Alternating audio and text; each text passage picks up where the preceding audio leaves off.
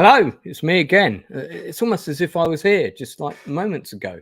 And in fact, I was here about an hour ago, which gave me time to finish the last of my sandwiches for dinner.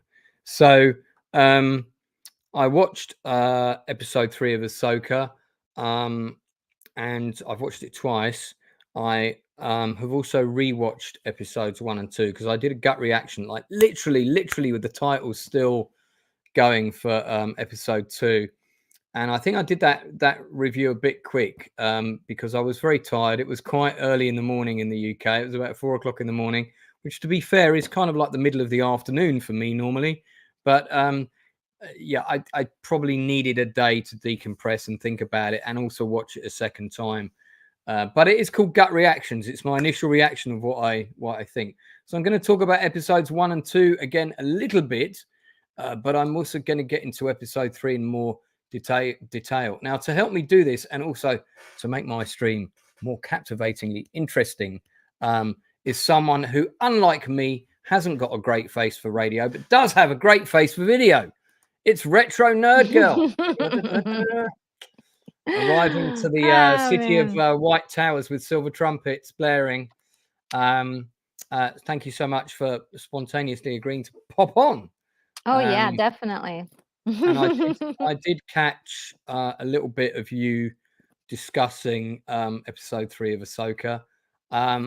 There's a few things I want to say about it, but as we haven't discussed AHSOKA together yet, I mean, let's talk about our thoughts on episodes 1 and 2 briefly, and then Okay. we'll cover 3. Is that all right? Is that okay to do that? That sounds so good. Of the 3,000 souls in the chat, and by that I mean 3. Oh, look, we have positive fandom. That's really nice. Oh, hey, how are you? AHSOKA hasn't given me anything that I feel is a must see, nor have they hooked me to get excited for the next episode. I have to say, wow, I don't disagree with you. I'm going to get into it, but I don't disagree with you. David Macy, hi RNG hi, for the David. 3rd time today. You must have been on your previous stream, now my stream, and my stream again. Absolutely. And of course, it wouldn't be the same without Keith E here. Keith E. I'm just waiting for Brogu to turn up, and then the circle of light will be complete. Okay. Yeah. So guys, just do us a favor and just post about the stream somewhere if you can. This isn't a planned stream, so if you can plug up the link somewhere on your social medias, I'd appreciate it. Retro Nerd Girl, I will have no displeasure at hearing you type on your keyboard if you wish to do the same. Okay, so a lot of people were pretty down on the first episode, slightly more positive about the second episode. I was a little bit in the reverse of that. I liked the opening 10 minutes. There was a bit of naffness in some of the minor character motivations, like would a captain really go down to the hangar bay and meet Jedi with such a small group of armed men, sending an old code where, because the show is set after Return of the Jedi, right? Yes. So by now it would be known throughout the galaxy that the rebels managed to penetrate the defenses of the planet by using an old Imperial code with a shuttle, and these are the stories that would be regaled by C-3PO over the fires of we'd hope Ewoks and dinner parties and so forth. So I kind of felt that they're using an old code, sir, but it checks out. Kind of felt that was a bit of a reverse on the Return of the Jedi thing, and I wasn't really sure that these people would have fallen for it. But then we need to kind of also remember that the New Republic is not very stable, and it's actually full of pro-Empire sympathizers, and it's not quite as finessed as it appeared at the end of Return of the Jedi, especially not the remake, what do you call it, the special edition, where everybody was shown celebrating on every planet throughout the universe. Exactly. You didn't see a group of little Imperial sympathizers gossiping in a corner in the shadows going, let's plot another attack. I mean,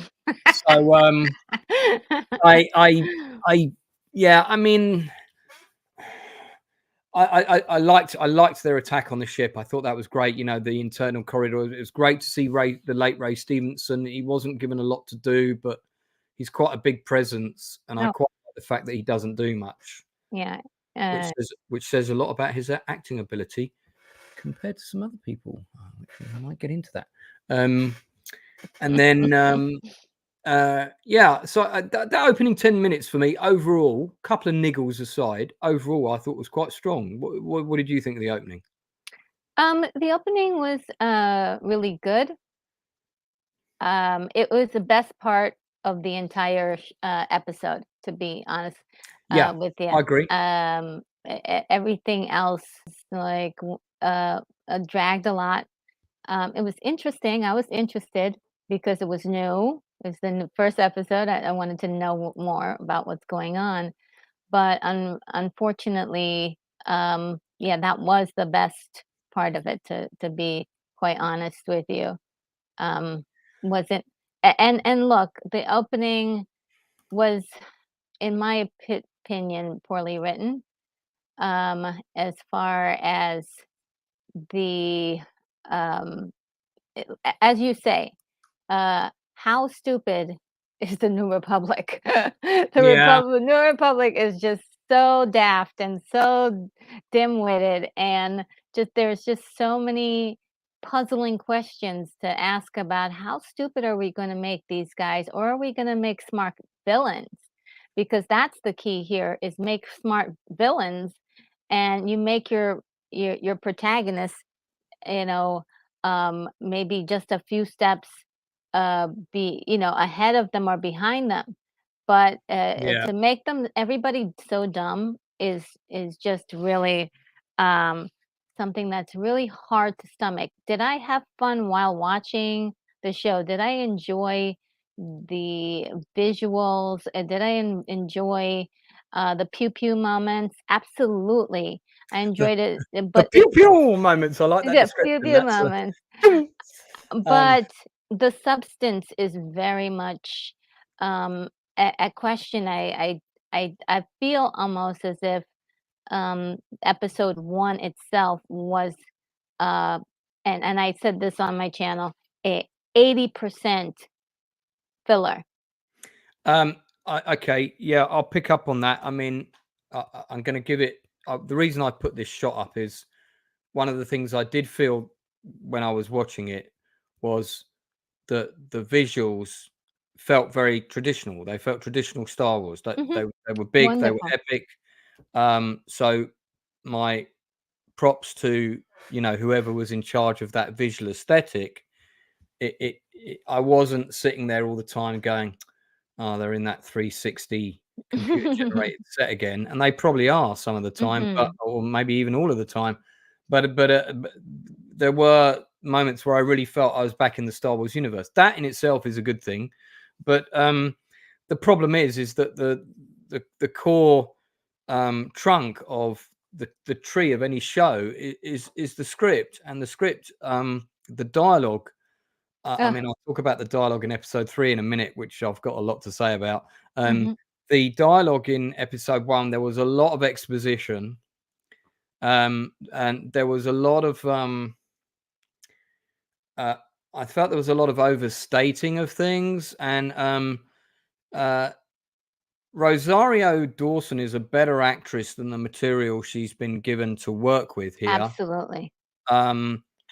She's putting in a very restrained performance, but I don't feel that the material's giving her a lot of room to do much else right now. Now, there may be a reason for that we're not aware of yet, but it does feel like she's performing like a one-legged man in an ass-kicking contest. It's not a great setup for her to show what she can do to portray the character of Ahsoka, because the character of Ahsoka in the animated show was a very, very captivating character. Who had a lot of sort of guts and was not quite so reserved. And okay, I accept that, when we meet Yoda, for example, he's not young Yoda in Empire Strikes Back. He's old Yoda, young Yoda is kind of different. So older Ahsoka is not necessarily the same person as in Rebels when she's younger. She's grown, she's changed, all of those things. But still, I just felt that there needed to be a bit more nuance with the character, and there was room to do that, and I didn't really see it. I also think that the some of the casting in the show is quite weak. I've got to be honest, and episode 3 really confirmed that for me. The actress who plays the general, so the one with the green skin. Really? Wow. I don't think she's very good. I'm sorry, but and I'm quite critical of performance being an acting coach. I just find her really, it's just not really working for me with her. I don't know what it is. And again, it may be that she's not best served by the script. I don't know. I think Retro's just had to take a phone call, so I'm just going to waffle on for a bit. But I'm jumping around a little bit. But look, episodes 1 and 2 were good enough to make me say, okay, 3 maybe will take this a direction that I want to see it go. Maybe it won't. Now, episode 2, if I remember rightly, ended with the setup of, hey, the bad guys are up to something. Look at this big thing with the jump drives on it. If this turns out to be another super weapon, no. I don't want another story about another super weapon or another thing with a big ray gun on it that can do all this damage. Why can't we have stories about smaller battles with smaller fleets? Because the Empire is very fragmented at the minute, but that doesn't mean that it can't try and achieve some tactical victories. And I'd like to see some stuff like that in this show. I don't want another story about a super weapon. I don't think anybody wants another story about a super weapon. Now, maybe it's a transport weapon that will allow a large fleet of ships to transport through the hoop. And therefore this fleet that maybe Grand Admiral Thrawn is building, it will enable it to conduct a surprise attack somewhere. That will be cool if that's what it enables them to do. So if it's some kind of big ray gun, I'm going to be so annoyed. Okay, so maybe I can clear this up for you. The item that big thing that they're building is a way for them to travel into the other galaxy to be able to get to Thrawn and Ezra. Is that because he's so far away that to travel there normally would take so long? Right. So they haven't explained that, but that's what in order to get there, they need that machine to travel to the other galaxy. Right. So you may have helped explain the reason why they need that machine, but regular hyperdrive is not going to do it. Hyperdrive will help you to get from one system to another, but not another galaxy. And it might be that further on in the plot, that same ship enables Thrawn and all his bad guys to come back in. Yeah, that would be a cool weapon. That would be a cool weapon. I wouldn't mind that as a plot thing, but they're probably not going to use it exactly the way we just explained it. No, too cool. Like I said, if it turns out to be a big ray gun, I'm out of here. As far as the stories explained it so far, it is a means to get to that other galaxy, and it was explained. I don't know if you remember, Hong, the robot, explained it once he was able to access the data in episode 3. Yeah, I can't vaguely remember that. I started tuning out to the dialogue. That's what I'm here for. I'm here to help. Yeah, the dialogue was bad. Plus I kept running back into the other room to catch up on or drop a comment with X-Wing on his channel. But this actress I like. Oh, she's wonderful. I love her. She's good. But Great they face. haven't given her anything to do. We haven't given her anything to do. She has possibly the worst name of a character ever given in Star Wars. It doesn't sound like the name of a character from Oh, Star Wars. man. It sounds like the name of a character from Grange Hill. Grange Hill is a children's television program set in a children's secondary school in the UK, or middle school, as you would call it in America, I believe. What's the name? Gretchen or something? I can't remember. It's remotely not Star Wars, her name. And I just like, is that the best name you could come up with? It's a bit like Jim Cameron with Unobtainium, come on. And by the way, I do like Avatar, but I did think that name was a bit naff. Yeah, I'm not. She's great. Move on from her. She's good. She's one of the good things about the show. I like her. I like her as an actress. I like her character. I don't like her name, but that's a minor thing. There's AHSOKA battling one of the nonsense droids. I can't tell if they're droid assassins or whether they're actual people. It's not really clear to me. Is that from episode? That's from episode 1. Those were assassin droids. Yeah, I thought they were. I mean, I was trying to work out where there was but there was a leader that was leading them. It was the woman with the blonde hair. Shin Hati. Yeah, her character.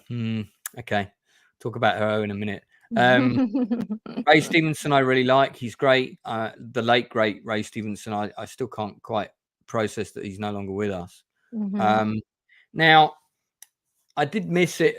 My gut reaction to episodes 1 and 2 was very quick. On the whole, I was kind of, okay, this is not a bad start. There's some things I don't like. There's some things I like. But overall, I was kind of thinking, okay, I'm going to keep watching. I want to see where this goes.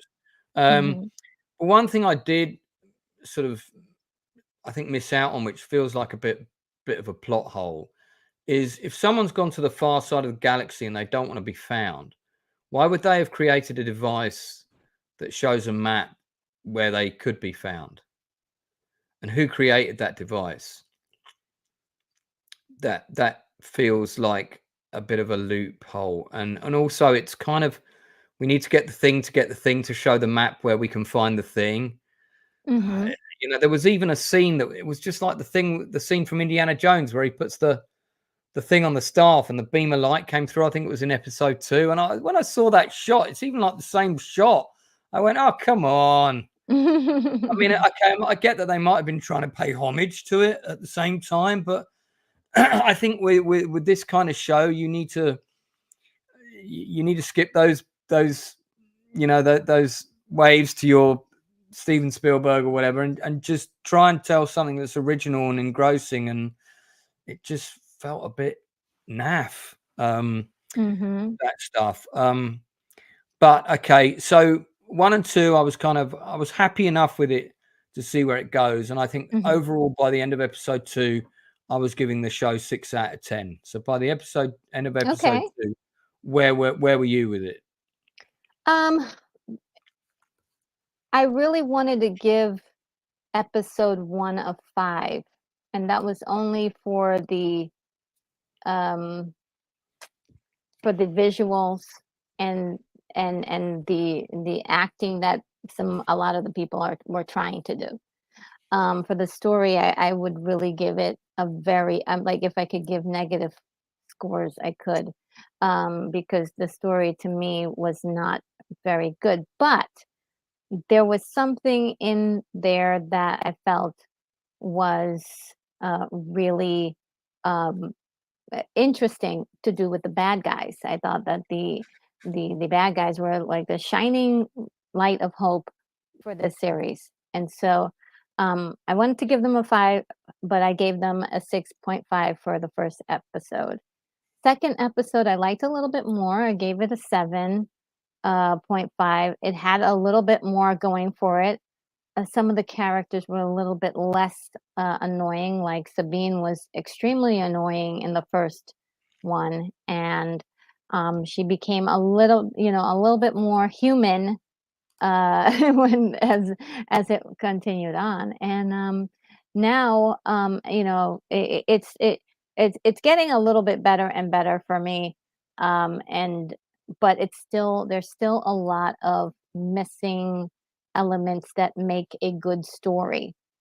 And that is the problem. I think a lot of people could forgive a lot of the the problems they may have in it 100%, but if the story is just not compelling enough, and what is really driving a lot of this is the prior knowledge or the prior history of AHSOKA, Sabine, and all of these characters once being on television shows that people grew up with. And so all of those people are really extremely happy to see this because they're finally seeing their favorite characters from their favorite shows growing up in live action. That's wonderful for them. But for people like you and I who are just like, we want to see a story play out and be invested in that. We're at kind of a loss because all of what we're seeing in this stuff here is all what I call callbacks to earlier shows, and it doesn't tell the story itself. It just doesn't. Like AHSOKA is not being interesting or compelling, and she was compelling in the shows, but now she's so wise that and people are like, yeah, she's the character she's supposed to be right now, which, okay, that may be true, but then we should not be getting a show called AHSOKA with someone who's already achieved their goals in life. I mean, what is her ultimate goal? Does she have any wants or any dreams? Why is she bothering to look for Thrawn? Why is she trying to help Ezra? Now, I know the practical reasons of that, but I haven't seen the character actually express that with words or actions. And so that's why her character feels bland and empty, because she has not expressed her emotions. Yeah, I agree with everything you say, and for me, that's right on the money. I have seen the animated show. I've seen the whole thing. So I come to this show not with the excitable knowledge of, oh, when I was a kid, I wanted to see these live action, because I wasn't a kid when I watched it. I was anything but. I think because I binged it about 3 years ago, maybe even in lockdown. It might have been one of the things I watched. I forget. It was in the last 3 years, and I remember AHSOKA. I remember Ezra. I remember the older guy, but I can't remember his name. I think he dies in the show. I forgot his name too. Yes. Yeah. He's kind of a cross between Han Solo and Liam Neeson's character from the first from the Clone Wars. And then I remember that Sabine was in it, but I don't remember anything about her other than she was kind of in it, and she was getting in trouble, maybe. Sums it up, yeah. And but I don't really remember her, and so I kind of feel that there is the ability and the talent in terms of the writing pool within the world, let's say,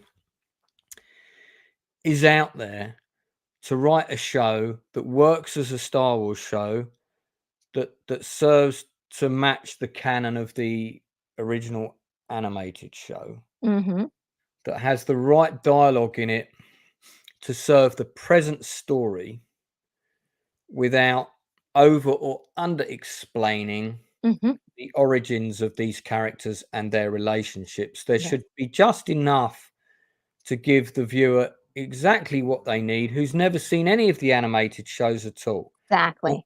And there are definitely writers that are talented enough that are out there who could write this show and it would work on that level. And they are not working on this show. Now, I don't know is it Dave Filoni that wrote?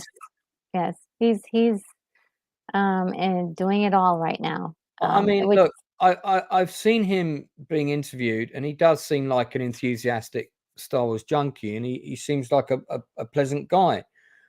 But I think it's important, if you're giving somebody legacy characters that you didn't create.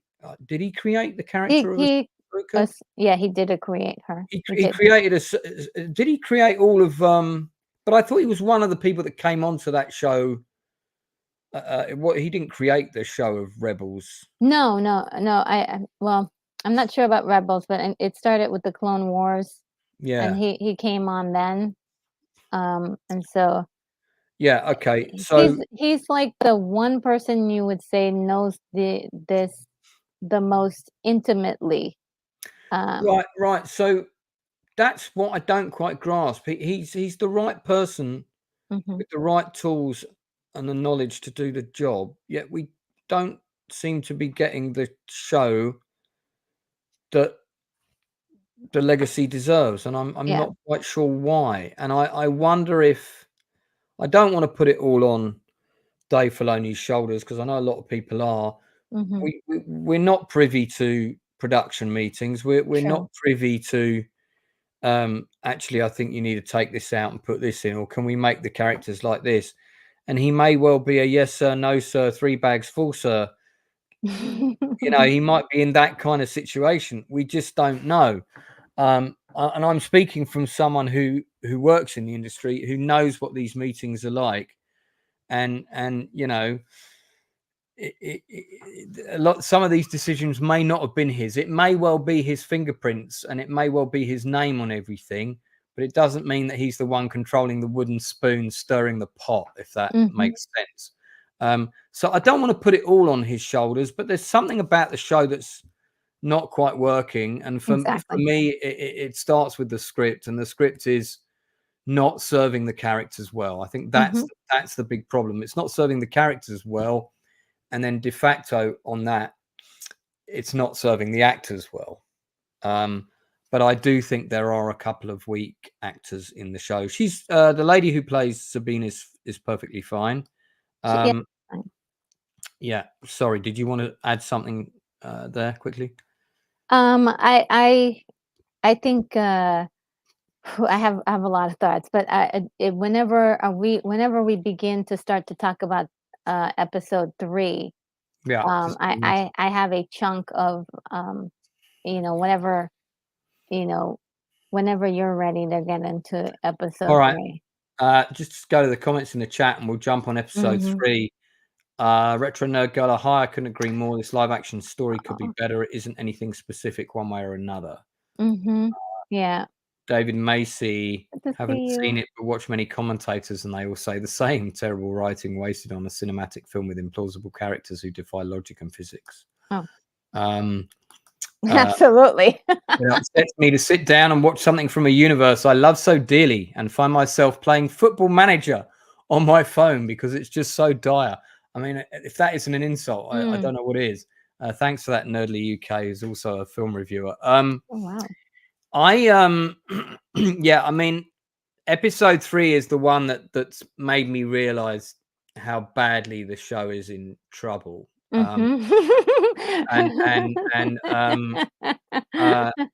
caught a couple of your comments about the space battle. Oh, it's great. It's so ridiculous that I laughed and I had fun with it. I really did. I enjoyed it quite a bit. I have to say that I was watching the space battle and I was bored. I was so bored, and it didn't feel like, it felt like I was watching Flash Gordon, because Flash Gordon always had a kind of mesh of technologies that you felt like they came from different cultures, and nothing ever quite worked the way it should. Ships kind of took off like that, and with a firecracker out their arse, and this kind of thing. I love those ships. Yeah, no, I like Flash Gordon. I like the old ones. I like the new one. But and it worked. But Star Wars has a very specific sound aesthetic. It has a very specific sound aesthetic for Oh, yes. the laser guns in the universe. Yep. Yes, they sound slightly different for different ships, but they Mm-hmm. do have a specific aesthetic.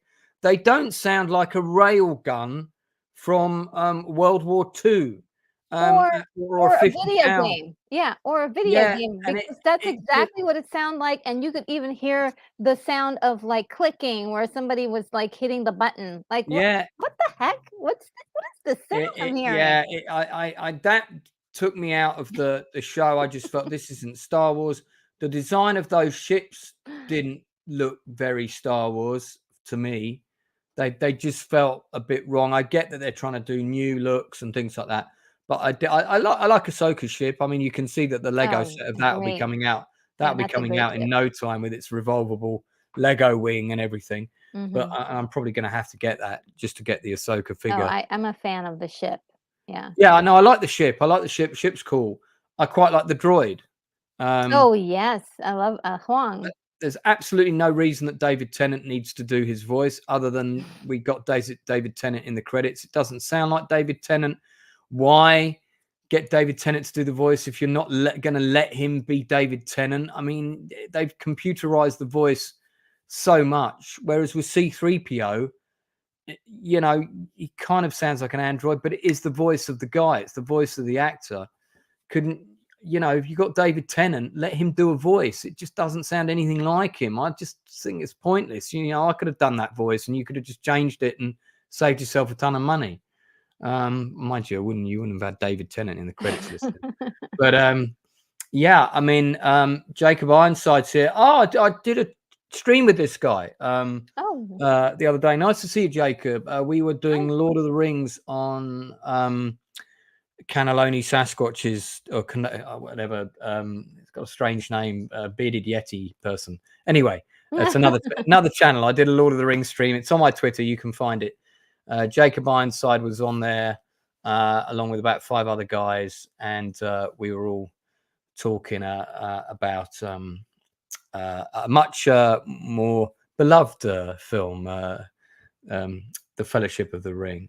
I just, yeah, and I found that whole space battle a bit naff, and it was already a bit naff, and then Ahsoka decided to go out in her spacesuit and do her Mary Oh, man, Poppins number. that was just so crazy. And I enjoyed that wild mess, hot mess, because of course it's ridiculous.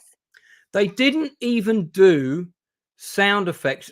They're trying to imply that as soon as her boots touch the surface of the ship, they're like some kind of magnetic boot and she's back on the ship again, and then therefore she can climb inside.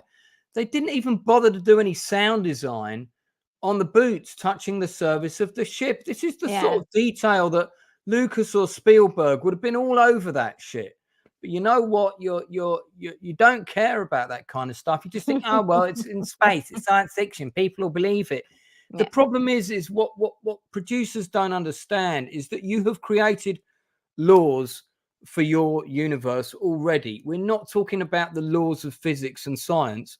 We're talking about the Star Wars laws that you have already created in the or not you, but sensible people like the original creators of the show created these things, and people can't climb on the outside of ships easily without being dragged off them. I mean, she didn't even have I don't think she even had an attachment line.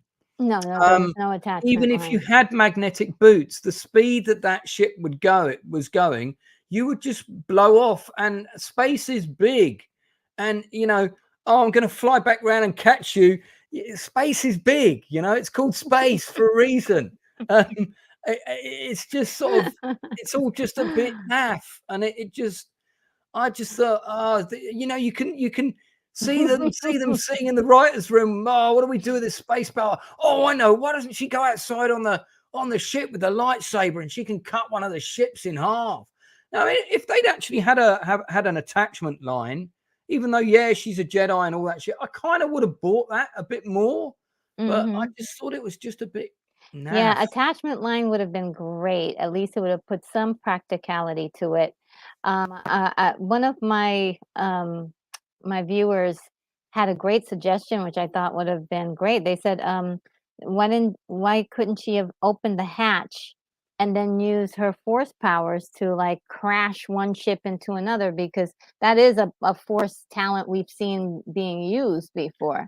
Yeah, that would be more plausible than her flipping in the air in space and slicing a ship in half. The visual effect of her body moving, it was totally CG. It looked a bit wank. And that was, and again, look at Rosario here. She looks great in the role. The makeup looks good. It's simple, but it's effective. The eye contacts and everything. And I like the costume. She owns this part, but she's not given the right dialogue to really inhabit the role. And just the action scenes are just a bit, it's like the thing with she cut the holes and the guys fell in the holes. And I thought surely she would kill them as soon as they fell through, and then she would come up, not that they would come back. Stuff like that didn't make sense. It was all a bit naff. Sorry, go on. Well, I was just going to say, like, just in general, her in this picture right here is pretty much her personality in the entire story. You can take any point of the story and show that picture of her person. That's her personality the whole time. Very stoic. Yeah. And it's fine for the moments when it's needed, but what about getting close to the character and finding out what's underneath the layers? And the response I always get back is, oh, that was already explained in Rebels and Clone Wars. I don't care. This is a character that we need to establish in a new product that is her own. This is the AHSOKA show. We should know more about her now, instead of just doing. I don't know what we're doing with her. I don't know how we're not sure how she feels about anything. And we know that there is stuff going on with her personally, stuff to do with Anakin and stuff to do with the guilt that she must be feeling about, about certain things. But we don't hear of it. All of us are guessing about what her personality, what's going on in her head, instead of actually her giving us clues as to what's going on. We need that information for us to feel and some kind of empathy for her character. The minute it's all being played on one level with her, and like you said, the bad guy characters are a lot more interesting. Oh yeah. And we had in the episode 3, I think the overall episode was not much over 30 minutes. It felt radically short. Whereas the other 2 episodes were at least 45 each, I want to say, maybe longer. It felt a lot longer to me. And then you had your council discussion meeting where having fought this very hard-won battle against the Empire, for some reason, the military generals of the New Republic are going to let wealthy, self-entitled senators who've never fought a day in combat make these massive, strategically important decisions. I'm sorry, I don't buy that. That, again, didn't feel believable to me. I expected General Greenface, I don't know the name of the character because the character hasn't made any impression on me whatsoever. But I expected her to basically turn around to them and hang on, I'm not on Retro's channel. No, it's my channel today. Good. Turn around to them and say, fuck off. I'm not listening to you, and I am taking the fleet to go and look for the bad guys. I just don't believe it. I just don't believe it. I mean, I know it's a Star Wars show, so I don't expect her to say that. She can say frack or something like out of Battlestar Galactica. But I don't buy this hierarchy that's in the New Republic. It just doesn't feel. It feels like it's already run by a bunch of idiots. And I think you made this comment near the beginning of the stream that I think it would be better if these guys were smarter and they were hot on the heels of the bad guys, and it would all feel a bit more tense, you know? Well, okay, so you mentioned the runtime, and this is another thing too. We have these really exciting, interesting bad guys that have potential, and Yeah, so we have this episode that's only 30 minutes. Why not tack on an extra 3 or 4 minutes to build those guys up a little bit more? We still don't know why Elsbeth is even like, we know that there's a connection to Thrawn, but it would be nice to have maybe a flashback or something to tell us, did they have a relationship? Is he holding someone hostage? Like, tell us the reason why she is doing everything in her power. Did he save her from a doom that we don't know about? What is her motivation for doing what she's doing? And also these two Sith, like, can we get a backstory on them? Like, how are they related? Why are they together? Is that young lady his daughter? How what is their story? Would love to know what is going on. It's very inept how these things are being played out. And I just find it to be, we're already on episode 3. We've got 8 episodes altogether. We're almost coming up to the halfway point, and we know nothing about the bad guys and what they're really doing. So the more and more this continues, they're looking just as poor as the the New Republic. They're losing their potency. and So to be fair, we don't really know that much about AHSOKA either. I mean, if you hadn't watched the animated show, you'd you're think, lost. yeah, absolutely. You know, I'm sorry, but this character I love the way she looks. Is my least It's so is funny. my She's is like my my favorite character.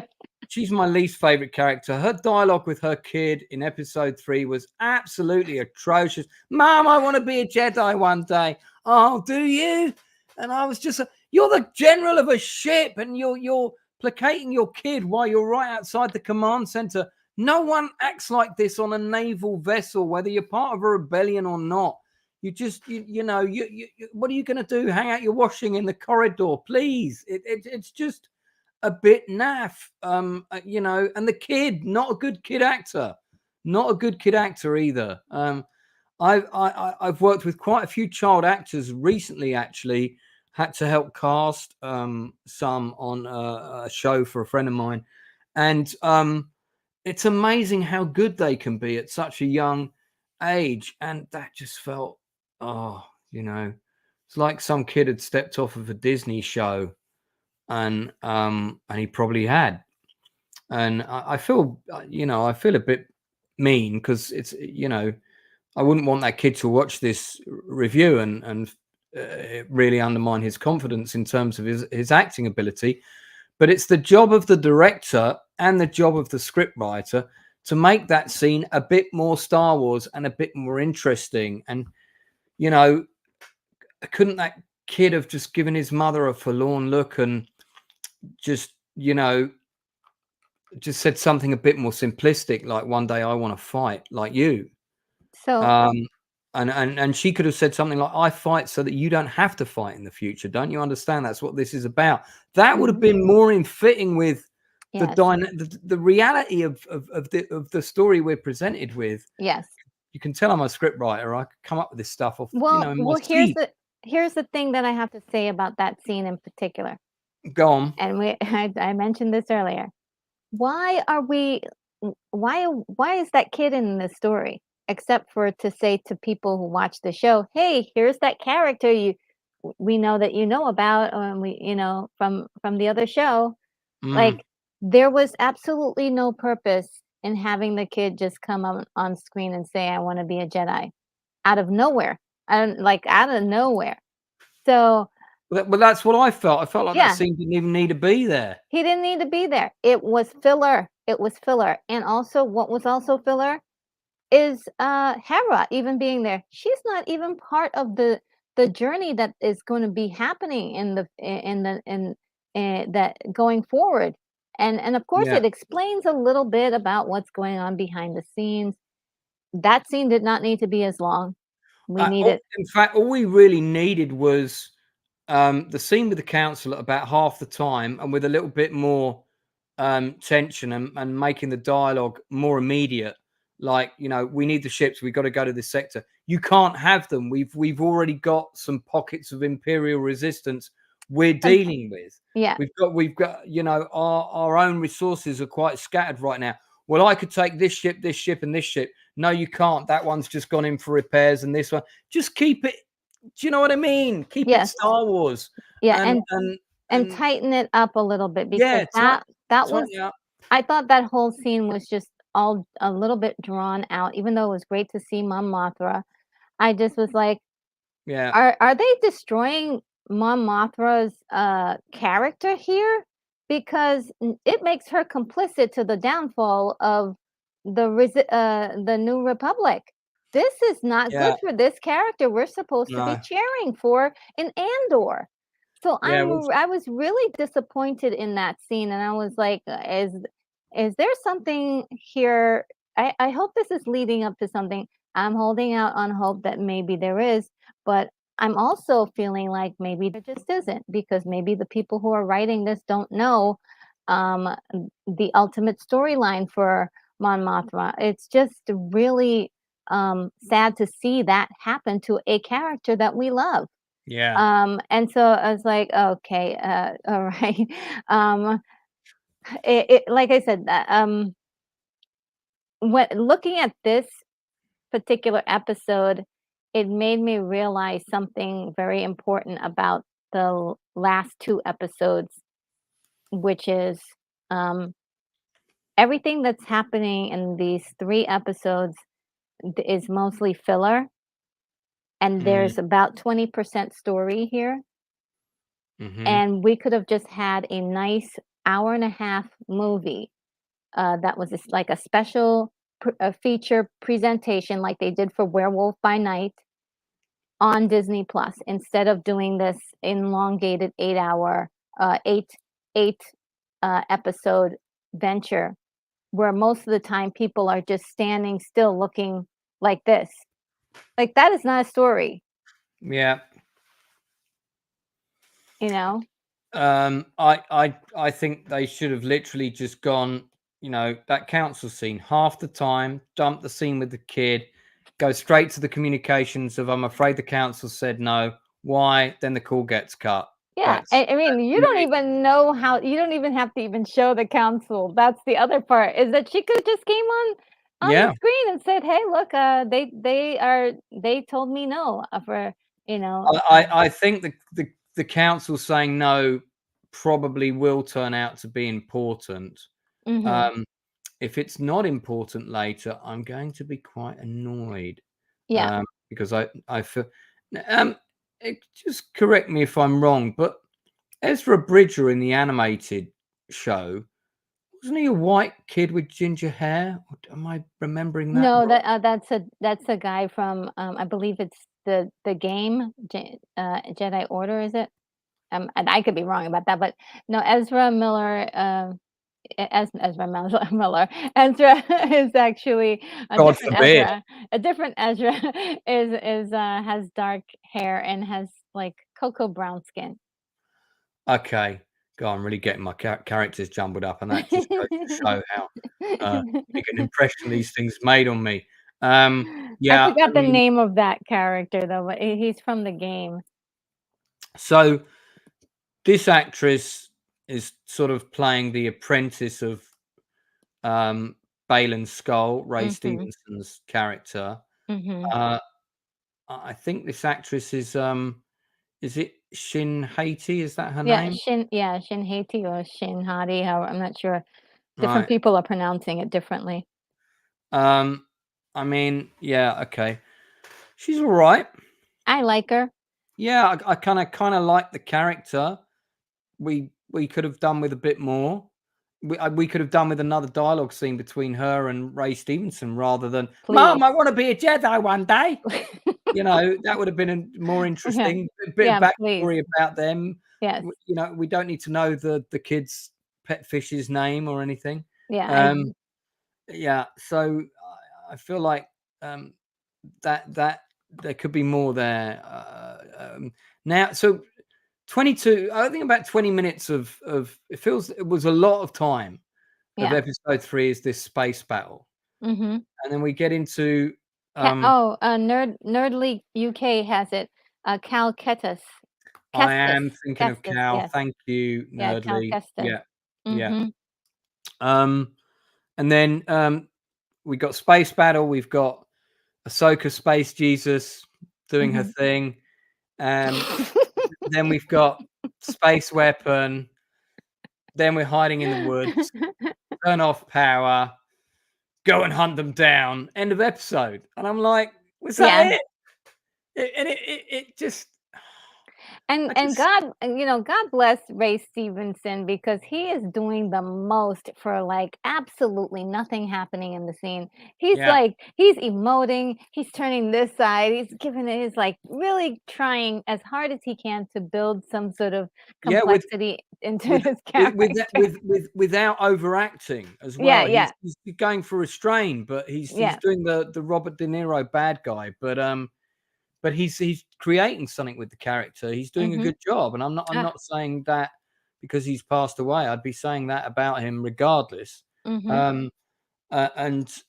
Generally, he's a pretty strong actor, and he came into acting. Certainly in the mainstream acting, he came into it quite late in life. He didn't really break into films until he did Outpost, I think. And that's what got him noticed, and then he gradually got bigger and bigger jobs. But I had the pleasure of meeting him once way back. Oh wow! Very nice guy. Very brief. I did a film screening of something or other, and I was like, "Oh, you were in Punisher Warzone." I couldn't remember his name. You were in Punisher Warzone, weren't you? Yes, you were in Punisher Warzone. When you just can't remember their name. Trying to look it up on your phone. So the internet's not working in here. What's going on? But he was really pleasant. When I finished watching that episode, I just thought, oh God, I don't want to be moaning about this show. I want this show to be good. I really wanted it to be good because I'm a big fan of Rosario Dawson. She's one of my favorite actresses. She, and she's done some great stuff. And then AHSOKA is a great character, really interesting character that we could have done a lot with her. And I feel like the opening scene of, I know we kind of saw a bit of it in the animated thing, but I felt like the opening scene of AHSOKA should have been a live action version of her escaping from being executed by Order 66. And then we should have jumped to the timeline we're in now. That's how I would have opened the show. Gone for a really big action opening with her, because she's her, but she's on the billboard, and then present day, two Jedi approach a prison line or whatever, and then we're into another action scene in the present day. And then we get into some dialogue stuff, and I mean it's a bit all over the place, isn't it? It is, and I feel like the biggest problem for me is with the show being called AHSOKA, that the focus character is not AHSOKA. The focus character is definitely Sabine. She has the turmoil. She has the challenge to get over, and AHSOKA really is more of a side character in her own show. This is the same problem with Mandalorian. With the Mandalorian and Boba Fett and Kenobi. Obi-Wan. Yeah. It seems like there's a problem writing main characters in Disney Star Wars. And I think at first a lot of people thought it was a male female thing. It's just a general story writing issue.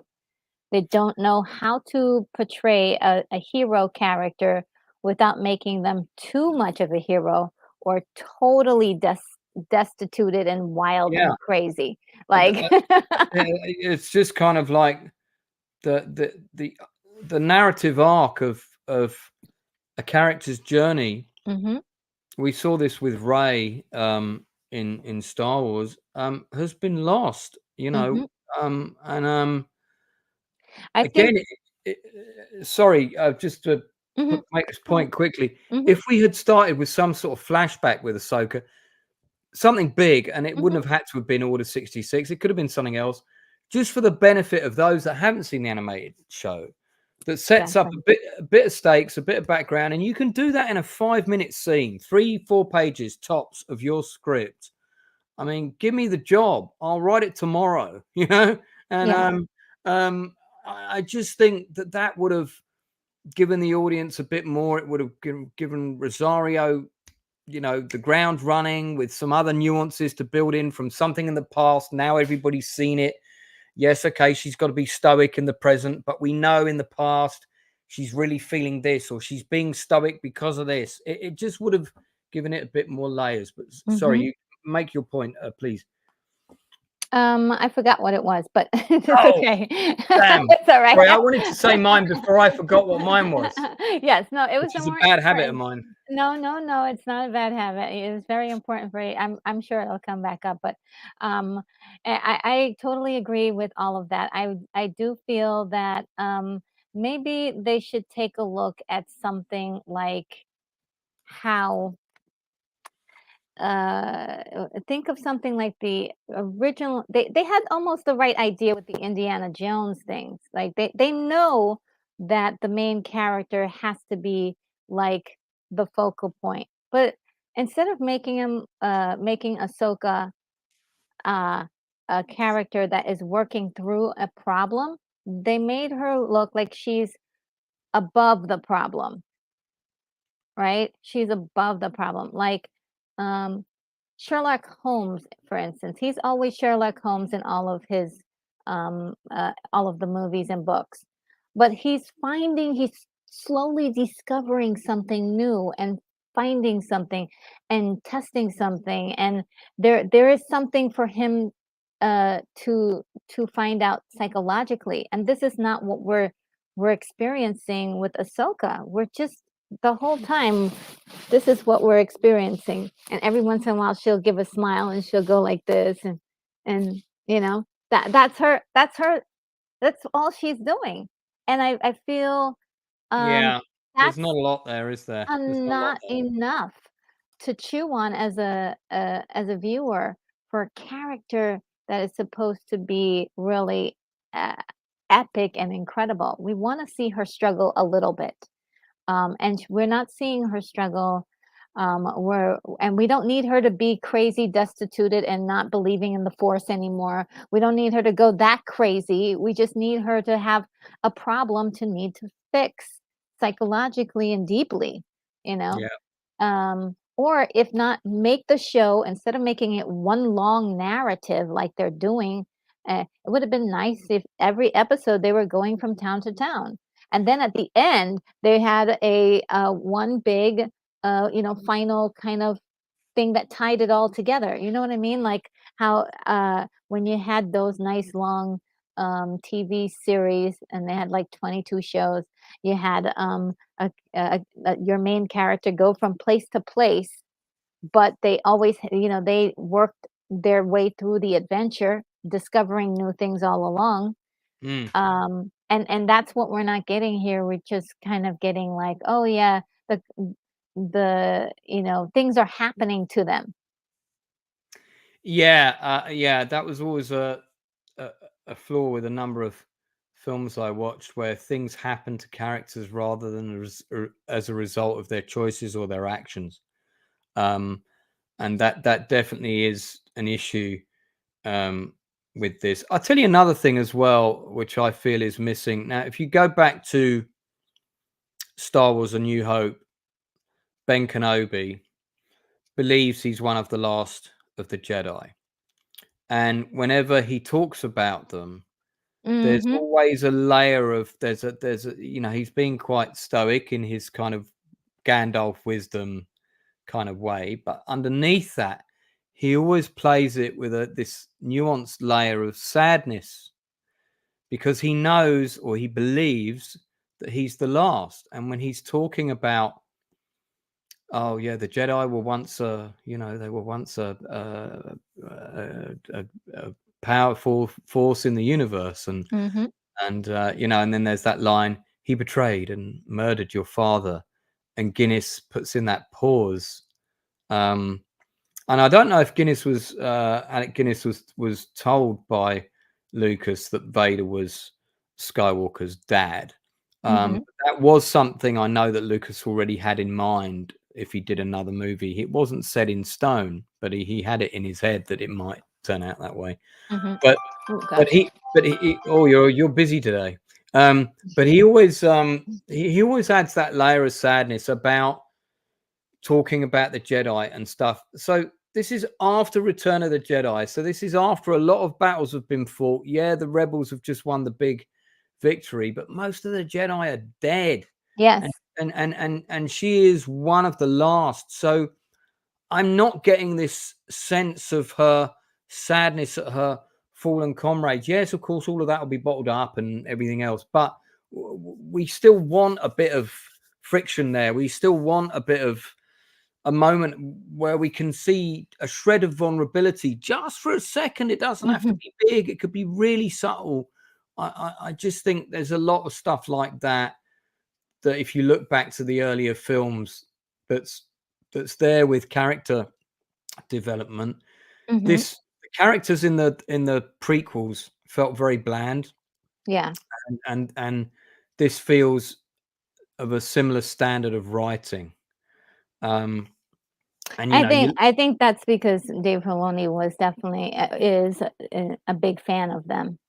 Yeah, he's a big fan. He's been highly influenced by it, and I think he has garnered a lot of managed to get a lot of really great stories out of them from the TV shows. But I feel in this particular case, maybe because it's live action, people have more it is more criticized, and there's a lot of things you can do in animation you just can't do in live action, as Disney should well be aware of. I mean, I know the expectations. It doesn't seem like they're able to understand that concept. But look, another thing too about this show is that they have not been able to convince people that this is a great show. The story is not strong enough. That's the bottom line. It's not strong enough, even for the people who are praising the show. It's, oh, I can't believe this is in live action. Oh, that was pretty cool because it reminds me of of the show. And oh, it's so cool that they added the little kid in there because that was from the show. It's not really about like how good is that story. Yeah. We certainly don't need Easter eggs of kids that made minor appearance in the shows that are popping up in one scene. And if that's all that kid has to do with the plot, now look, if that kid turns out to be a major part of the plot later on, I'll forgive everything and I'll eat my words. But somehow I don't think so. What I find interesting, I don't think so either. No, I don't think so. What I find interesting is that there's 18,000 people roughly that have voted out of 10 for this show on IMDb, which actually, in terms of votes for a Star Wars show, is very low. Okay. But 18,000 people have voted on IMDb, giving this show a rating out of 10. Now, of those 18,000 people, only about just shy of 300 of them have actually done a review. Okay.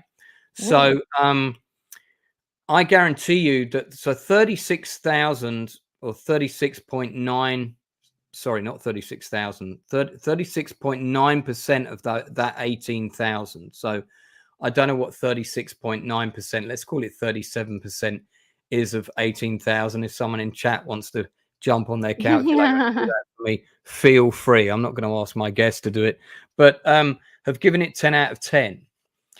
And I don't believe that those ratings are real. Now you've got 6.8%, roughly 1,300 people have given it 1 out of 10. I think it's roughly 6,800 that have given it 10 out of 10, and then you've got various ratings in between. About 3,800 have given it 9 out of 10, and so on and so on. I don't think that those ratings are real. I think we've got bots at work there, trying to boost the IMDb rating for this show. I'll say this: I do believe it's real. There are a lot of people who are very, very, very pleased with the show as it is, and that is that there's I was trying to explain, there are different audiences that have certain affinity. There's a specific audience of people who grew up with this, and this is like seeing this in real live action is really all more than what they have always dreamt of.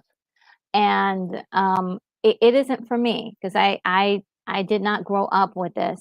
I do know the story, and I have seen some of the episodes. I didn't see every single last one of the episodes, but I did see what counted.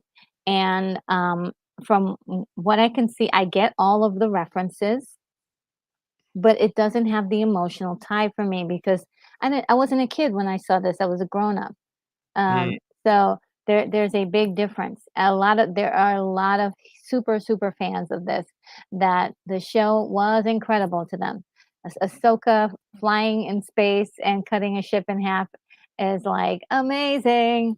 So for those people, I definitely, I think I can understand the mindset of that because I've been there for many things that I would say I was nerdy about seeing when I was a kid and just loved, like Masters of the Universe. That movie is probably not what you would consider the greatest movie of all time, but it is a movie that I love because it was a chance to see some live action characters that I had always wanted to see in live action.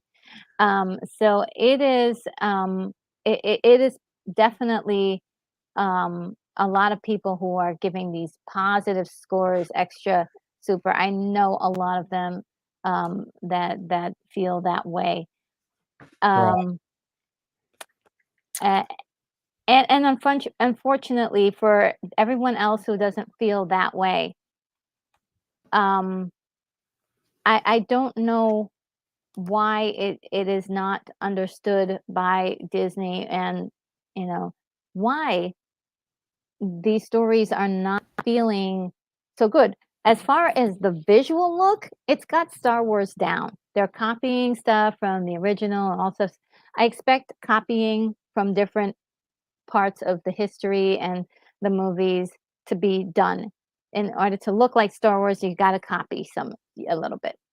But I also feel as if this is the writing is, I mean, if I'm looking at something and I can spot that it's 80% filler, and it's essentially wasting my time by showing me a kid that has nothing to do with the plot of the move of the series, but we're watching him for 3 minutes, I'm thinking that this is a filler moment. I agree. I mean, I feel like I know exactly what's going to be in episode 4. I don't want to spoil it for people, but units going to be sent into woods. There's going to be a swordplay battle. Lots of droids are going to get killed. Maybe somebody will be captured. Ooh. And that might spice things up. It might end up on a capture cliffhanger, but I think RM said it at the beginning. The ending of this show didn't leave me go, oh, what's going to happen next? I was just like, it's probably time I should go to bed now. And unfortunately I still couldn't sleep for several hours, but I'm like, this is me. I would have said like, hey, give me the battle, because you had time. It was 22 minutes. I'm looking at my watch. I got an extra 10 minutes. Why not just show it to me? Yeah. And I don't know what they're waiting for, and why are they showing us an episode that's 22 minutes? I mean, and is next week's episode going to be 12 minutes? I mean, what's going on here? You know what I mean? So now, look, if you drop an episode under 10 minutes, Retro Nerd Girl has promised to go full AHSOKA makeup on this channel for me. Never. I've decided not to do it. And I'm gonna put on my best Max Rebo costume. It's gonna be great. All right. Well, look, this stream is way longer than I said it was going to be. Let's wrap up quickly. I want to talk briefly about. I've managed to secure an amazing guest, which I've been telling Retro about. One of my favorite B movie sci-fi films is Metal Storm. Oh, yeah. Which is, have you seen it? Not yet. I mean, I think I have seen it, but I need to make sure, so I have to watch it again. Well, for anybody watching, who I just want them to be completely clear where I stand on certain things. The special effects in the film are rubbish. There is some very cheesy stuff, but as you should know him because you will have seen him in things. But look, he's an actor whose career I followed since I saw him in that movie, and he's been in a whole heap of roles in different TV shows back in the day. Everything from your Incredible Hulk to your Dukes of Hazzards and all those kinds of shows. Mm-hmm. And then he did a huge number of movies with Empire Pictures. He did all the Trancers films, played the role of Jack Death. He was in Uncommon Valor with Gene Hackman. I had a 90-minute video call with him the other day to set up an interview that's probably going to be about 2 hours. It's going to be in 1 or 2 weeks' time. We think probably no later than the middle of September. I've given him a heap of dates to choose from, so I'm just waiting for him to get back to me. This is him in Metal Storm and playing the character of Drogon. I can't tell you how excited I am to meet this actor. And he was so pleased that I was such a fan because, he sent me an email and said, I'm amazed that you hold my rather checkered career in such high regard. And I had a list of actors I wanted to work with from a very early age. I put it up on my wall, and his was one of the first 3 names that I put on that list. So because I really liked him in everything he was in. That's him in Volunteers. He's a solid actor. He is a solid actor. That's him in Volunteers with Tom Hanks. Now, I can't say what time it will be, but every slot that I gave him, I said my preference is to start between 9 and 11 p.m. UK time. So that makes it reasonably late, which makes it possible for you maybe to be on that stream. Lady Gravesmaster was the first person who who invited me to be a guest on a YouTube channel. And I was a guest on her Uncommon Valor stream, that's a still from Uncommon Valor. So I'm hoping that it will be myself, you, because you're the ultimate retro nerd, movie nerd. And of course, you will have seen Metal Storm by the time of the interview. I don't know. I'm using the Force to. You will watch this film by the time of the interview. Yeah, so you've got next year. Yeah, you've got to have seen it. But anyway, like I said, it's a fun film. There, he was in Rhinestone with Sylvester Stallone, and he's got some funny stories about that movie, which by his own admission is a terrible film. But so I'm super excited to talk to him. I know it's going to be an absolute blast. I chatted with him and his wife on camera. He's in California time, so yeah. So hopefully it'll be yourself and Lady Gravesmaster will be my 2 co-hosts with Tim, which would be a lot of fun, I think, because you definitely would have seen quite a few of his movies. And that's him with the lady who went on to win an Oscar, of course. Do you recognize her? Yeah. I'm trying to remember the name of the movie that she won, but I think she got Best Actress for it, if I remember rightly. Yeah, was it As Good as It Gets or something like that? Yeah, I think it was. I think it was for As Good as It Gets. That's right. It definitely wasn't for Trancers. Man, she should have got one for that. I really think, I mean, I'm going to talk to Tim about it on the interview, but I did say it to him off camera that I said, I really felt like he should have been given bigger roles and bigger parts. He had the chops to do some of the roles that went to other people that I think didn't do as good a job in some bigger movies. He could have been a great sidekick in a lot of really big films. Because he was like the ultimate sidekick character actor. And I really rate him. And I'm pleased to report that he's also a really nice guy, which was a huge relief. Good. Yeah. Yes, that's always a good thing, isn't it? So that interview's coming soon. I've got my gaming stream on Sunday. I think I'm popping on Retro's channel on a Friday in a couple of weeks' time, maybe again. I can't remember. Am I doing something? Tell me what's happening. I can't remember. I think you said I'm doing wait a something minute. Whoa. Well, I'm doing. Are you free this Friday? I'm not sure if I'm taking my friend and her kid to see the 30th anniversary of Jurassic Park early on Saturday. Maybe not, but if I'm free at the last minute and that's not happening, I'll happily come on. Is it the Terminator thing again, or what's happening? No. I'm postponing that for a while. I am doing AI robots and cyborgs in cinema, and so You've added cyborgs. You've added cyborgs to that now. I've added cyborgs since you added it was cyborgs. Yeah. Because that's right. Because you were talking about. I was in the chat. And I remember you were talking about Nemesis that I've got somewhere. Yeah, it's here. This is all 4 of the Nemesis movies in one Blu-ray. That's pretty cool. I thought I might as well get all 4 of them. I want that. Okay. That's on my wish list. I'm gonna have to get that. And yeah, that's I'm putting together the slideshow. So as I do the slideshow, I was hoping maybe you would be able to show us if you had anything in your collection that was that was from any of the things we were going to be showing, because I know you have a vast library of things of collections. I do have quite a big library.